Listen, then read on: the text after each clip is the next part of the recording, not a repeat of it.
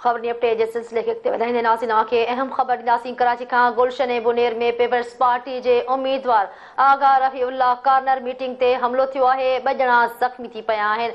Firing में 2 वाटड़ू ज़ख़्मी थी पिया आहिनि। SSP मलीर पारां चयो वियो आहे फायरिंग वारे वाक़े जी जांच करे रहिया आहियूं। SSP जो चवणु हो त पीपल्स पार्टी उम्मीदवार आगा रफ़ीउल्लाह महफ़ूज़ आहे।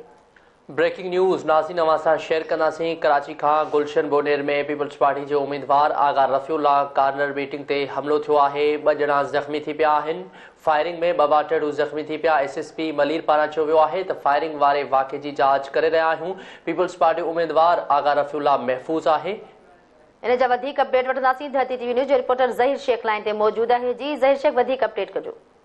अफ़सोसनाक ख़बर आहे त PP जी कॉर्नर मीटिंग जे दौरान मीटिंग जॾहिं ख़तमु थियण वारी हुई त उनमें जेका मसला अफ़राद माण्हू गॾु थिया उन्हनि जेके मीटिंग जे दौरान फायरिंग शुरू करे छॾी, जंहिंमें 2 ॼणा ज़ख़्मी थी पिया आहिनि।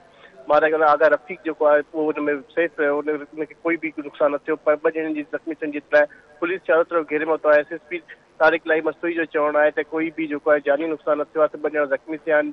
ज़ख़्मियुनि खे अस्पताल मुंतक़िल कयो आहे। पुलिस जो चवणु आहे त इलाइक़े खे पूरो जेको आहे घेरे में वरितो वियो आहे। तफ़्तीश कई थी वञे त कहिड़ी तरफ़ां फायरिंग थी ऐं केरु हिन में मुलविस आहे। जी ठीकु आहे ज़हीर शेख, वॾी महिरबानी अपडेट कयो। जी नाज़रीन अवां खे आगाह कयूं पिया गुलशन ऐं बुनेर में पीपल्स पार्टी उम्मीदवार आगा रफ़ीउल्लाह जी कार्नर मीटिंग दौरान हमिलो थियो आहे। 2 ॼणा ज़ख़्मी थी पिया आहिनि।